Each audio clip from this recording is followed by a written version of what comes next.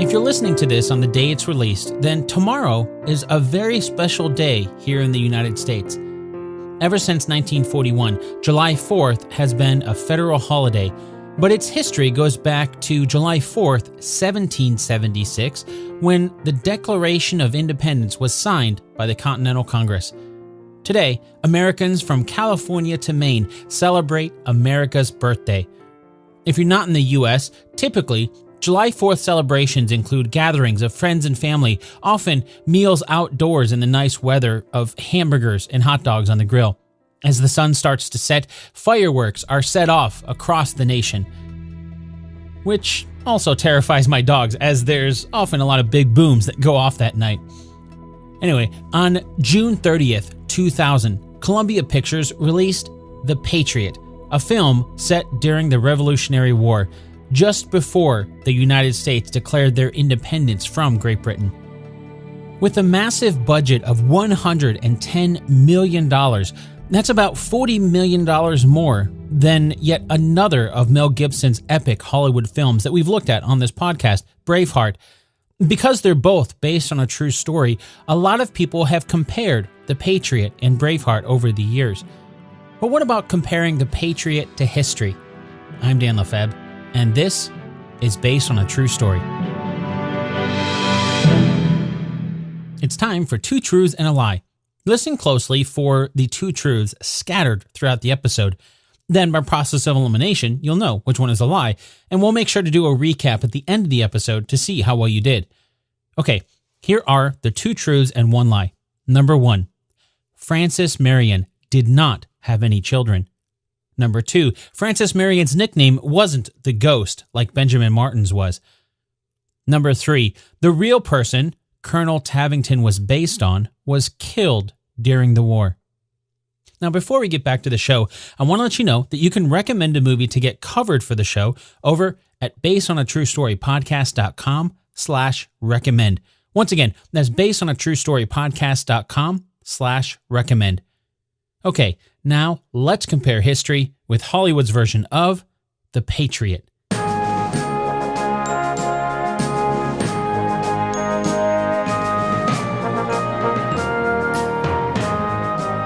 Our movie today opens with a hatchet placed into a chest.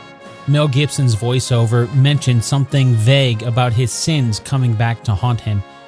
After this, it's a sunny day with children giggling as the mail gets delivered to a large plantation surrounded by lush green fields. Finally, we're introduced to Mel Gibson's character, Benjamin Martin, as his children rush into the barn to tell him of the postwriter. We see a bit of text on screen that says it's South Carolina in the year 1776. This opening sequence comes to a close when Benjamin and his son Gabriel open the mail to find out that the Continental Congress plans to make a Declaration of Independence by July. Gabriel Martin, by the way, is played by Heath Ledger. He also wasn't real. Gabriel Martin wasn't a real person because his father, Mel Gibson's character, Benjamin Martin, also wasn't real. The character of Benjamin Martin was based on a man named Francis Marion, and Francis didn't have any children at all. In fact, the filmmakers wrote the part of Benjamin Martin specifically for Mel Gibson and instead wrote in the number of children to be the same number that Mel Gibson had. That's why Benjamin Martin had 7 children in the movie. And since I'm assuming you've seen The Patriot, if you haven't, you're going to get some spoilers, you probably know how much the movie relies on those children throughout the storyline. So you're probably also are going to get an idea now of how accurate the film's going to be. Although it's worth pointing out that the real Francis Martin was the son of Gabriel Martin. And also he had an older brother named Gabriel, no doubt named after his father. So maybe that's where the filmmakers got Heath Ledger's character's name from. Oh, and by the way, the mention of the Continental Congress is actually correct here. Even though the United States didn't declare independence until July 4th, 1776, the first Continental Congress convened in 1774. So it's very possible that Benjamin Martin would have been reading about them in the Post before July of 1776. Of course, if Benjamin Martin had been real, that would have been possible. Even though the Continental Congress existed at that point, there are some interesting points to make about the timeline here. We already learned that the First Continental Congress met in 1774, from September 5th to October 26th, 1774 to be specific. They met again on May 10th, 1775, and it was during this first meeting in May of 1775 that the Second Continental Congress passed a resolution for independence at the Philadelphia State House. That resolution was to be carried out on July 2nd, 1776, and then later signed on July 4th, 1776. According to the letter that Heath Ledger's character reads to his father, the New York and Pennsylvania assemblies are debating independence. Then Heath's version of Gabriel Martin goes on to say the Continental Congress will make a declaration of independence by July. Now, it's hard to say if the movie's accurate or inaccurate here because the movie is very, very vague. By that, I mean all we really know is that it's sometime probably in the spring of 1776. I'm assuming spring since Mel Gibson's character asks his sons about planting the fields earlier. That's when he receives word of the independence by post. And there's not really a mention of the fact that the resolution for independence has already been passed, but that doesn't mean it's inaccurate. After all, even though it was the news of the time, it's not like every letter carried such news. As Mel Gibson's version of Benjamin Martin ponders this news, Heath Ledger's Gabriel reads of new recruits joining the Continental Army. As best as I can tell, the article itself is fictional because there's no documentation of a listing of names like Ezra Straw, John Warren, James Potter, Thomas Mills, or Benjamin Ward in the papers of the time. Those are names that we actually see on screen in the movie. But that doesn't mean that those people aren't real. For example, we know there was a Benjamin Ward at the time, but that also doesn't mean that the filmmakers based those names off anything other than really just random names commonly used at the time. The plot point for the film, though, is one that's very true. As it became more obvious that the Continental Congress was going to declare independence, that'd mean war was all but guaranteed. As such, one of the first things that the fledgling American government would need to do was to set up an army that could help ensure that they could stay the American government. Back in the movie, Benjamin Martin and his children travel to Charlestown, where he's to attend an assembly, while his children stay with their aunt, Charlotte Selton. Charlotte is played by Jolie Richardson in the movie. And it's here in the movie that there's a brief moment when we see Benjamin and Charlotte on screen for the first time, and Benjamin mentions his children are from good stock on their mother's side. The implication here is that Benjamin is a widower, and his children's mother, Susan, was Charlotte's sister. All of that is made up. Like the Martin family, Charlotte Selton is a fictional character. Not only that, but her appearance is one that strays quite a bit from the real story. You see, the real Francis Marion, the man that Mel Gibson's character is based on, did not marry until later in his life at the age of 54. His wife was a woman named Mary Esther Vidu, and the two married on April 20th, 1786, well after the events in the movie. Not only that, but Francis and Mary didn't have any children together. So it would seem that there's quite a bit of creative freedom for the Patriot's storyline. Oh, and as a side note, the movie is accurate actually with its spelling of Charlestown. They spell it as two words, Charles and town, two separate words. Today, it's Charleston, one word. But back then, it was indeed two words. The change came from Charlestown to Charleston. That didn't happen until after the Revolutionary War in 1783. Back in the movie, while in Charlestown, South Carolina, we meet Colonel Harry Burwell for the first time. He's played by Chris Cooper. The character of Colonel Harry Burwell is another fictional character, but like Benjamin Martin, he was based on a real person. Chris Cooper's character was based on a man named Henry Lee III. To get a bit of background on Henry Lee, after graduating from Princeton in 1773, he returned home to Virginia, where he was commissioned as a captain in the 5th Group of the Virginia Light Dragoons. His adept horsemanship and skill in battle earned him a promotion to major as he led a group of mixed cavalry and infantry many referred to as Lee's Legion. In one instance, he surprised British soldiers at Paulus Hook, New Jersey. Thanks to his leadership, only one man was lost, while they managed to capture over 400 British soldiers. This and other similar events helped earn him a promotion to colonel, as well as the nickname Light Horse Harry. However, that instance in New Jersey took place in 1779, so Colonel Light Horse Harry Lee wasn't actually a colonel during the events in the movie.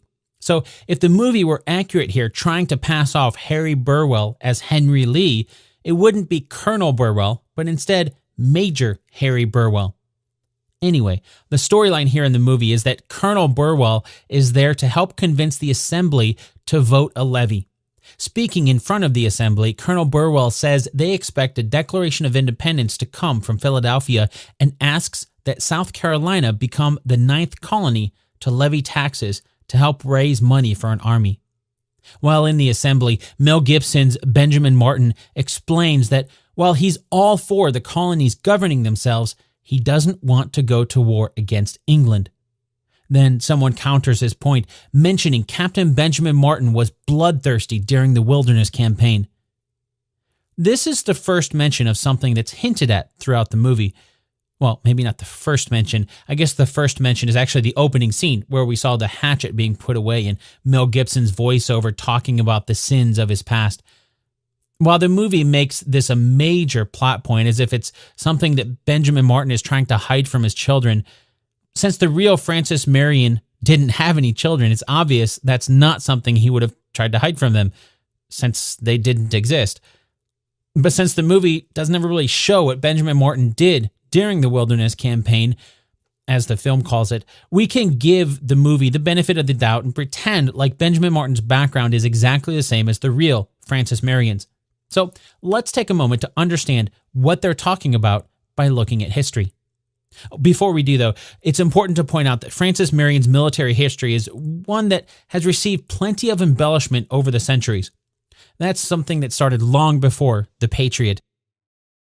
Many historians point to a man named Mason Locke Weems, commonly referred to as ML or Parson Weems.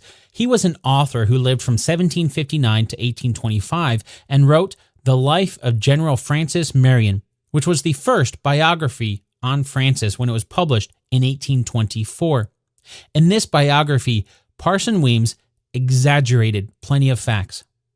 As a little side note here, have you ever heard the story about George Washington cutting down the cherry tree? That's something that Parson Weems made up in a biography about George Washington. It would seem that he made up similar stories about Francis Marion, except there really hasn't been as much written about Francis Marion as there has about George Washington. So while the stories told by Parson Weems have helped to grow the legend of Francis Marion, at the same time it's also blurred many lines between fact and fiction over the years. Not all such stories have been embellished. In particular, there's a great biography written by William Gilmore Simms called The Life of Francis Marion, and that gives historians a much more accurate picture of Francis. The real Francis Marion was born in Berkeley County, South Carolina, as the youngest of 6 children. For some context, Berkeley County is just north of modern-day Charleston, South Carolina. In fact, if you visit Berkeley County today, you'll find much of it is covered by the Francis Marion National Forest. Of course, it wasn't called that back then. We don't know Francis's exact date of birth, but most historians agree he was born at some point during the winter of 1732. When he was born, Francis was very weak and often sick as a child. In fact, according to some historians, his parents, Gabriel and Esther, didn't think that he would survive childhood. At only 15 years of age, Francis joined as one of 7 crew on a ship bound for the West Indies. It never reached its destination. Instead, it sank, apparently after a whale rammed the ship, or that's the story. Francis and the other crew managed to survive adrift in a lifeboat in the ocean for an entire week. When they finally washed ashore, Francis decided he was done with the open water, and he stayed on land for the rest of his career. For the next few years, Francis worked on his parents' plantation in South Carolina until around 1757, and at the age of 25, Francis joined the militia in South Carolina to fight in the French and Indian War. The French and Indian War is what they're referring to in the movie as the Wilderness Campaign. Despite its name, the French and Indian War was but one theater in the greater 7 Years' War that took place between 1754 and 1763, and saw most of the world swept up in the battle as it spread across Europe, the Americas, Asia, and Africa. The result of this war was one that saw the British Empire become one of the superpowers in the world, while it effectively demolished France's supremacy throughout Europe. At that time, the American colonies were a part of the British Empire, so the French and Indian War was named after the two enemies of the British during the vicious struggle against the British colonies in North America and the French colonies in North America, often referred to as New France. On one side, there was the French, along with the Wabanaki Confederacy, an alliance of 5 Native American tribes. Throughout the war, the French also allied themselves with 6 other Native American tribes. And they were fighting against the British Americas, who had allied with another alliance of Native American tribes known as the Iroquois Confederacy. And then throughout the war, they actually allied with a couple of other tribes as well. We don't know specific numbers, but historians have estimated the French probably had somewhere around 10,000 troops at their peak. On the other hand, the British Americas had over 4 times that amount at their peak. So while a numbers advantage doesn't always guarantee victory in war, it certainly helped. Something else we don't really know is how many died directly at the hand of Francis Marion during the war. But of what we do know, it would seem that Hollywood played up the brutality of it all. I'm not trying to imply that Francis was not a violent person. It was a vicious and brutal war, after all. But I think the professor of American history at Alabama's Athens State University said it best when he stated, quote, "One of the silliest things the movie did was to make Marion into an 18th century Rambo," end quote. And the movie he's talking about, of course, is The Patriot. If there was a time when Francis Marion's brutality was at its height during the French and Indian War, it was most likely near the end of the war. On June 13th, 1761, Francis was one of about 1,200 men under the command of Colonel Thomas Middleton that was involved in what would become the last major battle against the Cherokee tribe. It was the Battle of Etchoui. It was during this battle that Francis started to notice how the Cherokee would use their knowledge of the terrain to ambush his men. These tactics would be the same that he would employ later, but that's getting ahead of our story.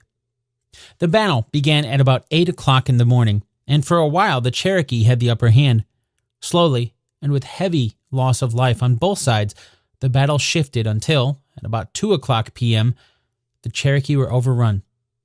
It's called the Battle of Etchoui because it was fought near a large Cherokee town called Etchoui.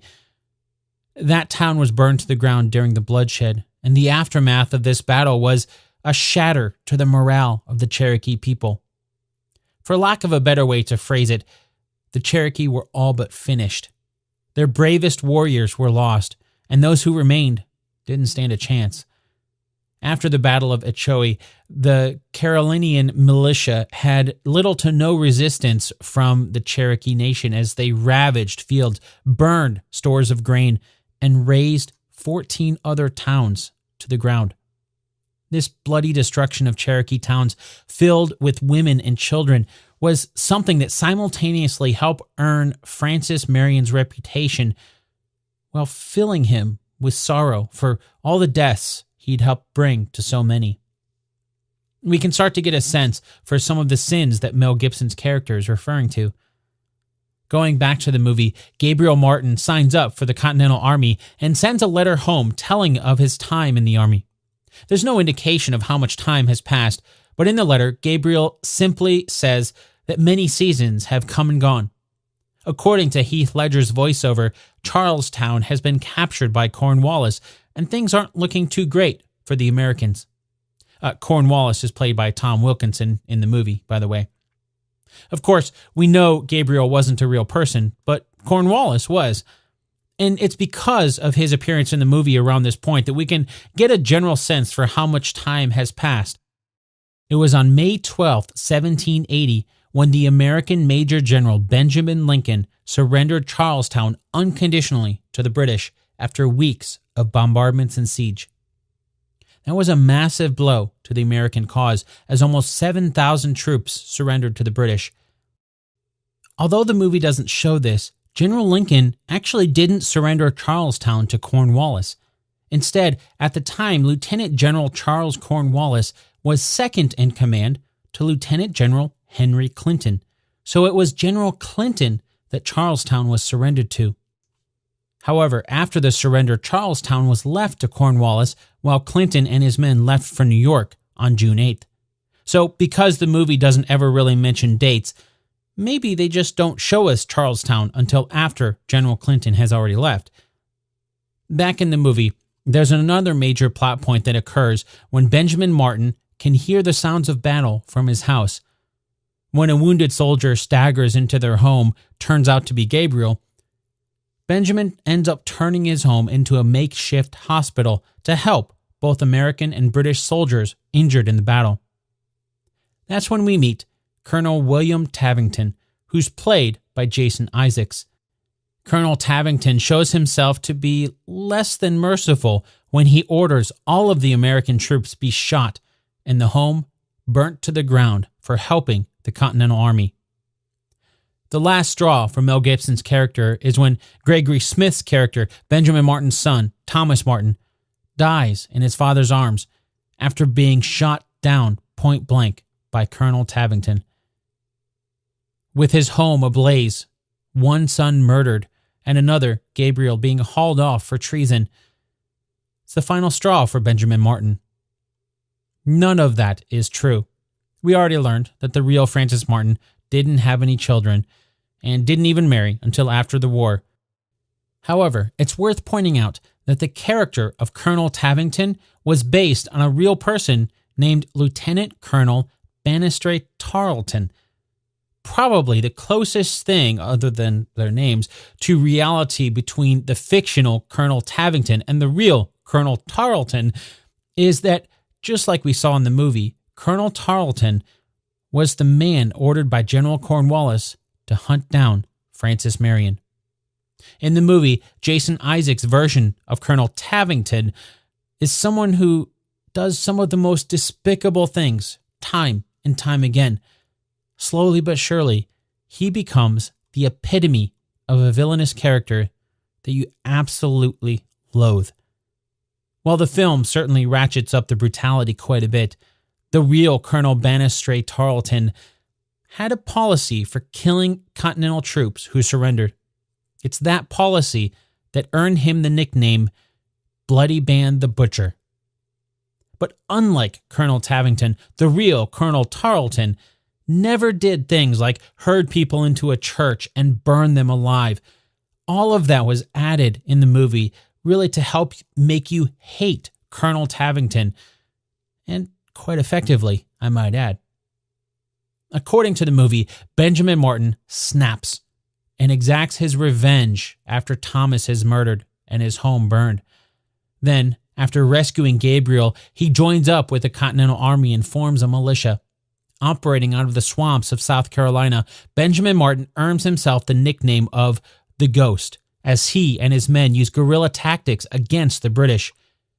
While this goes on for quite a while in the movie, and, well, quite honestly, this whole vendetta between Colonel Tavington and Benjamin Martin is something that is very much inflated and fictionalized for the film. There's a very loose thread in reality here, but the filmmakers added plenty of creative freedom from the real facts to essentially turn it into a whole new story. Unlike Benjamin Martin in the movie, the real Francis Marion had been involved in the war nearly since it began.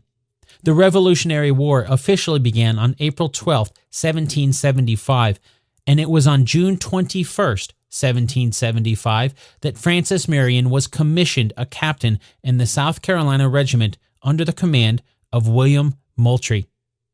After the fall of Charlestown on May 12, 1780, Francis Marion escaped capture more out of pure luck than anything. He had been involved in an accident just before the surrender and left the garrison, leaving the city to recover from his injury. So when Charlestown surrendered, Francis wasn't there. It was after the town fell, a man named Thomas Sumter assembled a militia force. One of the men under Sumter's command was Francis Marion. He wasn't under his command for long, though, because Thomas Sumter got injured and was forced to leave. And that's when Francis took over command of the militia, which really only consisted of less than 20 men, and he started targeting British camps. Using the tactics that he'd seen the Cherokee use decades before, Marion's men, as they became known, would typically strike British forces around midnight when it was dark, cause some damage and chaos, and then disappear into the night. They never really did any major damage, but they were a nuisance. Enough so that General Cornwallis ordered Colonel Banastre Tarleton to deal with the nuisance. The nickname of the Ghost was one that some of the British soldiers gave to Benjamin Martin in the movie, but in truth, that's not the nickname that Francis Marion had. There were a few different instances where Colonel Tarleton almost caught Francis Marion, but Francis's knowledge of the territory aided him and let him slip away. While the war raged on elsewhere, South Carolina was under British control. That meant, for the most part, Marion and his men were the only ones in the state, really, who offered much resistance. In November of 1780, Colonel Tarleton had gotten the whereabouts of Marion's men from a prisoner who'd managed to escape Francis's custody. For 7 hours, Colonel Tarleton's men tracked over 26 miles of swampland. Finally, he gave up and remarked to one of his men, quote, "As for this damned old fox, the devil himself could not catch him," end quote. And that is how Francis Marion got the nickname Swamp Fox. After months of struggles, the Continental Army returned to South Carolina, and Francis Marion joined back up with them. As a side note, one of the characters that we haven't really talked about yet is the French liaison, Jean Villanueva, who's played by Cheikh Cario in the movie. The history of Benjamin's brutality in the French and Indian War was something that brought tension on screen with the French liaison. There's a very little bit of history here, even though the character of Jean is a very fictional person, but the French did help the Americans fight against the British during the Revolutionary War. For example, men like Frederick Wilhelm von Steuben, or Baron von Steuben as he's often referred to, he served in the American Continental Army and helped train and fight alongside American militia. Or there was Marquis de Lafayette, who was a key player in the French Revolution and also fought in the American Revolution alongside the Continental Army. Back in the movie, the big fight at the end finally takes place, and we see what we've been waiting for throughout the entire movie, the end of the hated Colonel Tavington. Of course, the struggle between the fictional Benjamin Martin and the fictional Colonel Tavington was, well, fictional. But even though the movie doesn't give specifics, it's safe to assume that the movie is basing this battle on the defeat of the character that Colonel Tavington was based on, Colonel Tarleton. That was the Battle of Cowpens, although it didn't go down like what we saw in the movie. In truth, the battle began after American Brigadier General Daniel Morgan led his 970 troops toward a British fort that they intended on capturing. General Cornwallis ordered Colonel Tarleton to lead his 1,200 troops to meet General Morgan. On January 17th, 1781, the two forces met at what we now know as the Battle of Cowpens. So while Colonel Tarleton was there, Francis Marion was not. We know this because of a letter that Major General Nathaniel Greene sent to Francis Marion on January 18th, informing him of Colonel Tavington's defeat. On the 17th day, at daybreak, the enemy, consisting of 1,150 British troops and 50 militia, attacked General Morgan, who was at the Cowpens between Passalot and Broad Rivers, with 290 infantry, 80 cavalry, and about 600 militia. The action lasted 50 minutes and was remarkably severe. our brave troops charged the enemy with bayonets and entirely routed them, killing nearly 150, wounding upwards of 200, and taking more than 500 prisoners. Exclusive of the prisoners of 2 pieces of artillery, 35 wagons, upwards of 100 dragoon horses, and with the loss of only 10 men killed and 55 wounded. Our intrepid party pursued the enemy upwards of 20 miles. About 30 commissioned officers are among the prisoners. Colonel Tarleton had his horse killed and was wounded, but made his escape with 200 of his troops. So if Francis Marion wasn't there, what was he up to?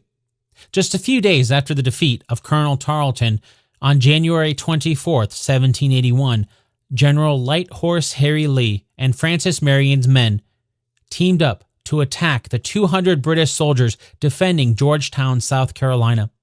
For some context here, the Battle of Cowpens took place near the modern-day city of Chesney, South Carolina. That's about 2 miles, or about 3.2 kilometers, to the south of the border between North Carolina and South Carolina.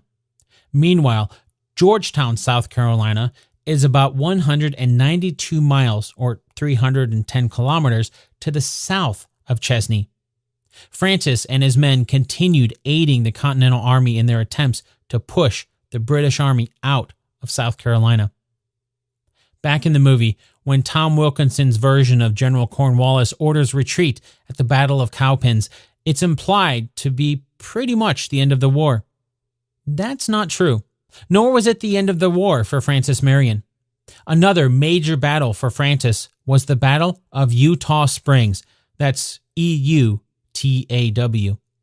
For a bit of context, that battle took place near the modern-day city of Eutawville, spelled the same way. That's in South Carolina. It's a tiny town north of Charleston near the lake, now named Lake Marion after Francis, and Lake Moultrie, named after Francis Marion's commanding officer when he first joined the Continental Army. At about 4 o'clock a.m. on September 8, 1781, somewhere between 2,200 and 2,600 American troops under the command of Major General Nathaniel Greene began marching along the Santee River toward Eutaw Springs. One of the men under General Greene's command was the now Brigadier General Francis Marion, who had about 40 cavalry and 200 infantry under his command. 4 hours after they started their march, they came across some Tory cavalry under the command of Captain John Coffin. The term Tory was something that the Americans called loyalists, or Americans who were still loyal to the British Crown. So they were Americans who were fighting the colonists alongside the British troops. Anyway, Captain Coffin's men tried to capture a scouting party, but instead were ambushed by Light Horse Harry Lee's men, leading to the capture of 40 cavalry. Then an additional 400 British troops were captured when the American forces happened upon the troops foraging in the woods for supplies. This severely depleted the men under the command of Major General Alexander Stewart. The remaining 1,600 or so men met up with the bulk of the American force, and battle ensued. It was a battle that lasted a full day and ended in what many consider a stalemate.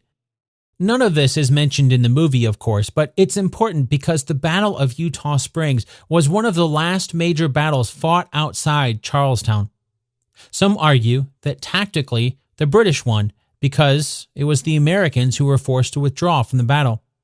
And yet others argue that strategically the Americans won because the British forces were so battered after the battle that they would later retreat to Charlestown.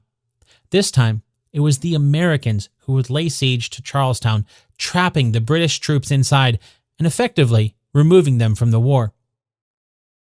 At the very end of the movie, after the battle where Benjamin Martin gets his revenge on Colonel Tavington, we hear Mel Gibson's voiceover that explains the rest of the war. According to the movie, General Cornwallis fled the battlefield and went north. Benjamin and the other Americans followed until Cornwallis holed up in Yorktown, Virginia. Then we see text on screen that says it's Yorktown, 1781, as Mel Gibson's voiceover continues to explain that they met up with George Washington's forces from the north surrounding Cornwallis at Yorktown, who himself couldn't escape to the seas because of the French that had finally arrived. By now, it shouldn't come as much of a surprise that a lot of this was made up, but it is true that General Cornwallis ended up in Yorktown, Virginia in 1781.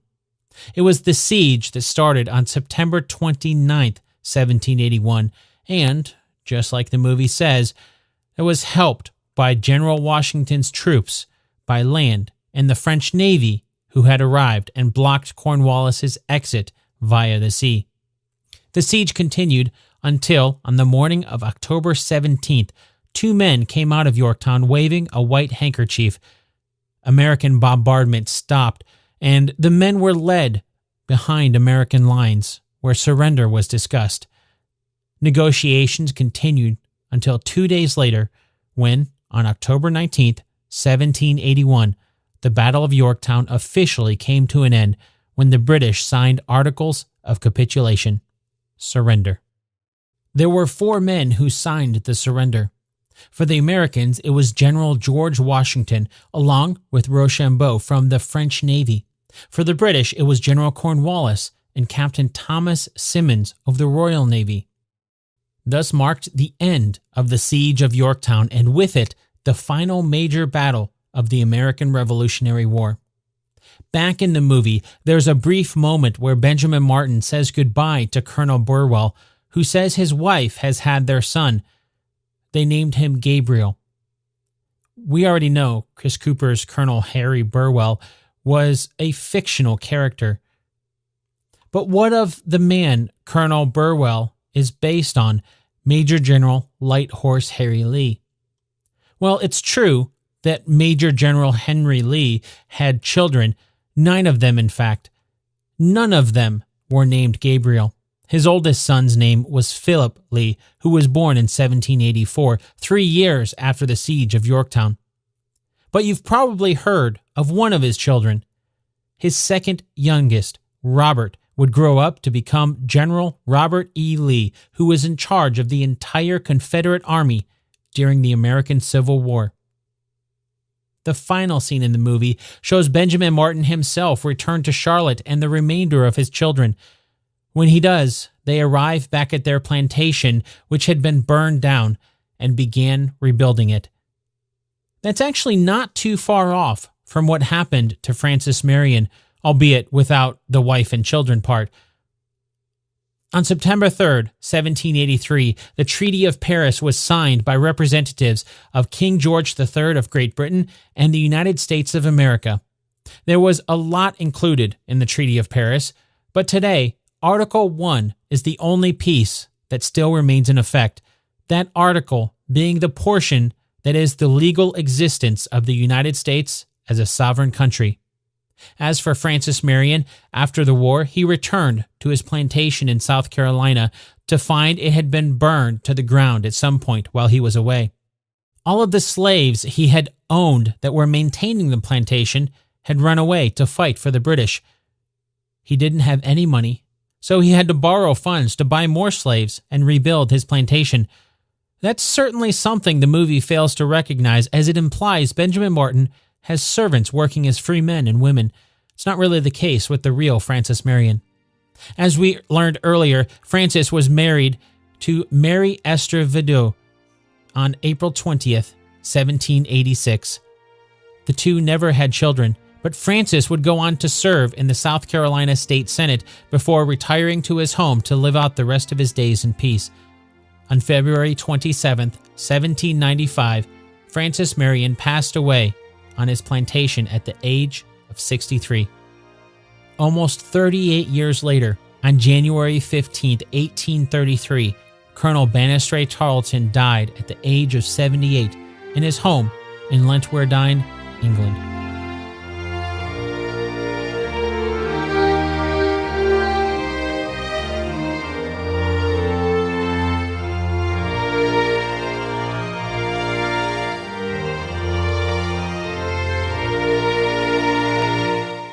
This episode of Based on a True Story was written and produced by me, Dan Lefebvre. To learn more about the true story behind the Patriot, I would recommend reading the biography by William Gilmore Simms called The Life of Francis Marion. It's available for free online thanks to Gutenberg Press. There's also a ton of other resources you can use to learn what actually happened during the Revolutionary War. I'll make sure to add links to the book and plenty more resources for you to start digging into over at basedonatruestorypodcast.com. Now, before we get to the answer to the 2 truths and a lie game, I'd like to take a moment to thank all of my amazing patrons: Heidi Butkus, Rasmus Anderson, Jan Willem Baas, and my latest patron, Allison Childs. Thank you all so much for your support. I really appreciate your willingness to help me keep up the costs for the show to keep it going. Now, I consider myself blessed to have an amazingly supportive family, including my wife and daughter who put up with the countless hours that it takes to make this show. But 2 of my family members have gone so far as to go out on their own and support this podcast. So thank you to my best friend and brother, Ken, and my mom.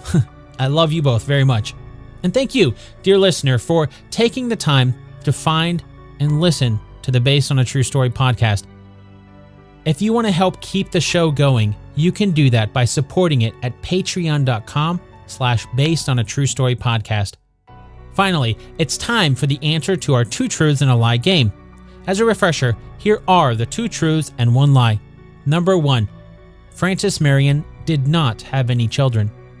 Number 2, Francis Marion's nickname was not the Ghost, like Benjamin Martin's was. Number 3, the real person Colonel Tavington was based on was killed during the war. Did you find out which one is a lie? The lie is number 3. As we learned, the real person that Jason Isaacs' brutal character, Colonel Tavington, was based on was named Colonel Banastre Tarleton. While Colonel Tarleton's forces were defeated at the Battle of Cowpens, he wasn't killed there like the movie implies. He actually continued to fight in many battles after that we didn't even really get a chance to talk about. But as we learned at the very end, he passed away decades after Francis Marion did. Thanks again for listening. If you want to get in touch, you can join the Based on a True Story Facebook group. You can follow the show on Instagram, where it's at Based on a True Story Podcast, or you can find me directly on Twitter, where I'm at Dan Lefebvre, DanLefeb. Or if you prefer, you can shoot me an email, where I'm Dan@basedonatruestorypodcast.com. From my family to yours, have a very safe 4th of July holiday, and I'll chat with you again very soon.